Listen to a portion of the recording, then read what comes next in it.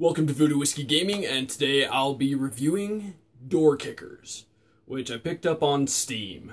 It's also on, I want to say, iOS and possibly Android, which, not games I generally pick up. I didn't realize that until I'd already picked it up on Steam, so I guess I'm making an exception to review this one.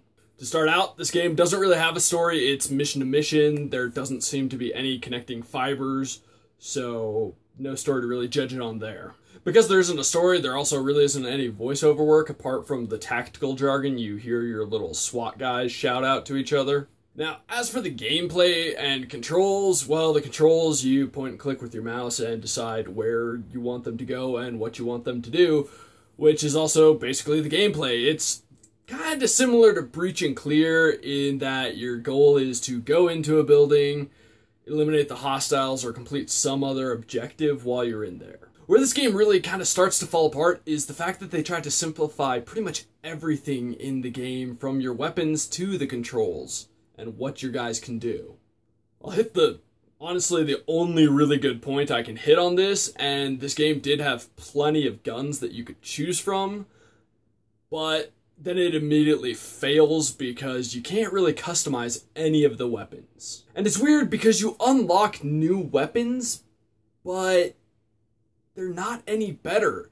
They tried to balance out the weapons, but it kind of sucks because you spend all this time unlocking what should be better guns, and they're not better guns. This game really doesn't give the same amount of control as Breach and Clear did. It's more or less you wind up your guys and let them go. You can tweak their routes along the way, but it still doesn't have the needed depth of control. And what I mean by this is I couldn't point my guys at the angles I wanted to make sure they were looking in that direction and shooting in that direction.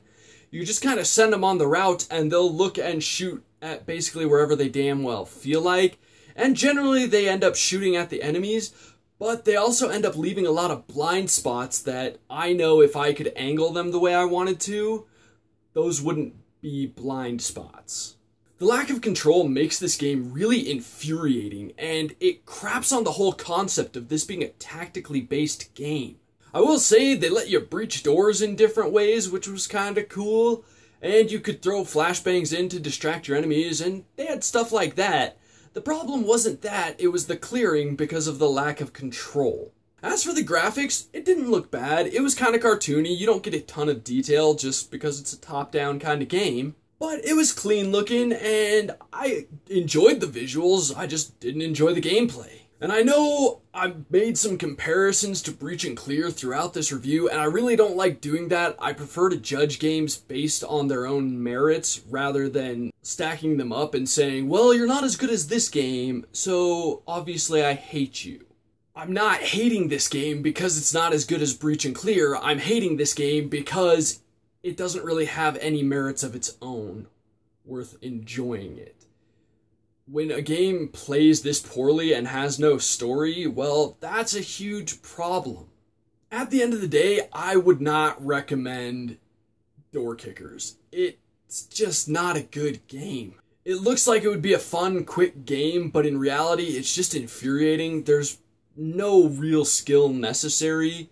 You can map out a route and you think it's a great route, and you can use that route 10 different times, and it can fail 9 out of 10 times, but succeed that one time. It's just completely unpredictable, and it doesn't have any skill for it.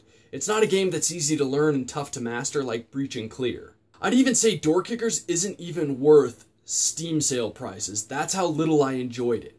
So in the comments below, why don't you let me know what your favorite game that's easy to learn and tough to master is. Thanks for watching. If you enjoyed the video, please hit that like button, and if you like what I'm doing in general, subscribe. Have a good one.